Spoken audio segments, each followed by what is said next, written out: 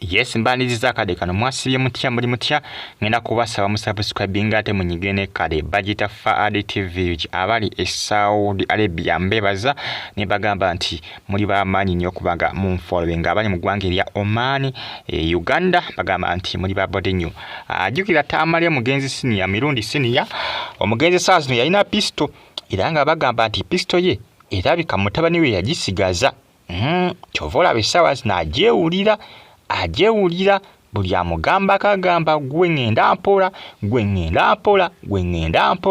kati bamutambala bane mu mugende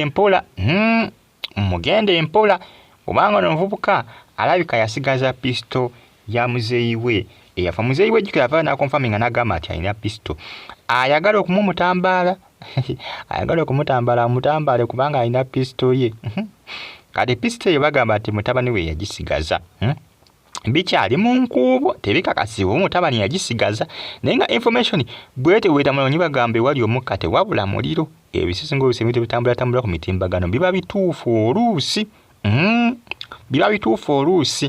era muzeyi magala bamulabudde kubanga omutabani waba yamuwonize nti ajjamu eliminatinga bakuyita kukusangula oba kukujjawo kibayita eliminate omuntu wagamba nti nja ku eliminatinga wesikemu tyamu gamba eliminate abakutegeeza kukusanya ondoza mwena mukategeera akantu ako muzeyi magala jikira omutabani ono omuvubuka ono mutabani wa Kasuku jukira tama medicine yamulekera Kasuku yamugamba mwana wange mnyamba omukontrolinge nyamba omugayidinge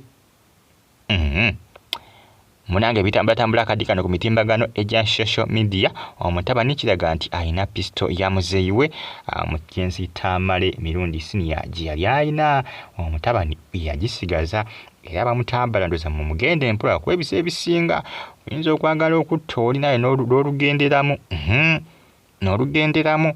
oyinza odugenderamu ate n'ekizibu ekiriwo muzeyi magala yamuwoninze ne message enkaawu kibategera nti muzeyi magala watuukibwako ekizibu kyonna baba kaba junior go babeera bakaba temulago bayinza kukaba baba bakaba junior ne muzeyi magala statement yagikoze dda ku poliisi era poliisi eri mu kumunoonya naye temulabako kubanga baagala agenda atangaze ku nsonga eyo poliisi we naamulinda nga temulaba ejja kumukaba bukabi bwana batagenze kutangaza ku nsonga ezo bajja kumukaba bukabi mwe mulindeko mulabe kati huyo bagamba nti ayakana ne pisto ya muzeyi we yalina pisto yakolanga mu state house ndoza kiraka yavaayo ne pisto ndoza gye baamuwa yavaayo ne pisto era akyogeranga nti alina pisto kakati muzeyi bw'aba yafa omutabani yagisikira omutabani yagisigaza ng'ebyogerwa ku mitimbagano w'ebitambuzibwa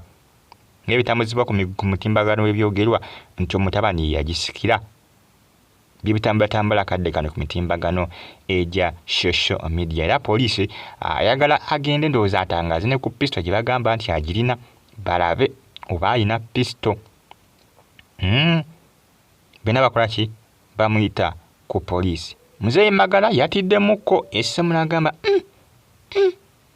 yatiddemukko n'atyamuko n'alumbisa ku poliisi n'agenda akoleyo ka statement agamba poliisi munaye wali agala okola ki antiisatiisa agala okuntuusaako obulabe poliisi naye asitukiddemu eri mu kuyita tamale junior tebannabamulabako akavubuka kamuwadde ssebe ennaku nnya kamugambye ennaku nnya bwe mba sikulabyeko ngo neetondedde owedde kamugambye owedde nebyennaku bisekerwa bannaye Uganda ennaku zino buli omu katonda oba ku muntu afuga obulamu bw'omuntu gwani afuga obulamu bw'omuntu nasooka kubirabira ku Sheikh Umaru ono omusomi w'edduwa wali ku Ngabo stage wali ku masitowa enansana yavaayo ng'alumba Segirinya sebo ng'alaga nga yakontrolinga obulamu bwa Segirinya okuva neko natya bannayuganda Nate bannayuganda gwe gwani akontrolinga obulamu bw'omuntu? Uganda erimu ebintu bitategerekeka. Gwe gwani gwe nga naawe obulamu Katonda yabukontrolinga ate okontrolinga obw'omulala. Nze naye ninze Sheikh Omar ekinamutuka kira kyamutuka ku ddali mu kkomera. Oye Katonda mulaga nti n'omunange lekera okweteekawo, lekera okwepuutiwo nti gwa controlling ensi eno.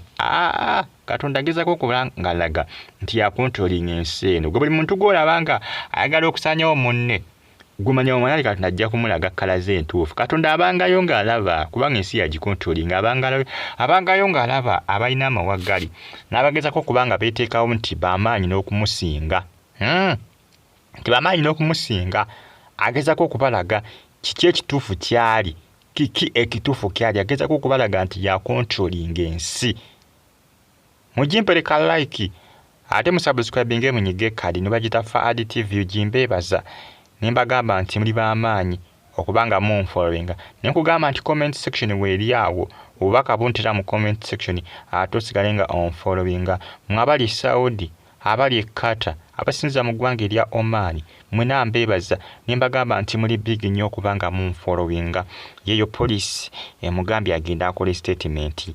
Abayayi bagamba nti alina kapisto ka kitaawe omugenzi ke yali alina yakasigaza yakasikira. Yakasikira era Muzeeyi Magala bamugambye yegendereze kubanga omwana ayinza okumweliminatinga, ayinza okumusaanyawo, ayinza okumukuba ekiyasi. Ayinza omukuba ekiyasi. Abasinga birabanga ebya comedy n'ebintu byaddala kuba era ye suspect nambeemu. Omwana kifuseko Muzeeyi Magala gwemanya poliisi we nawe muwuliddwa abantu bajja kumuyiga, bajja kumwekolerako. Nze mbagambidde wano. Kirungi mwena mubiraba namwe bu video mubiraba ku mitimbagano gya social media. Temulaba ku social media nga bo trending. Wanaba ekizibu ekimutuukako. Yanaamanya. Ayebisese nga bano abantu bano abagamba abantu tingenda kutta. Oluusi n'abamu bakozesa kacyansa ako abagala okutta omuntu oyo. N'amunyiga kati balowooza gwe wamunyize, gwe wamusaanyizaawo.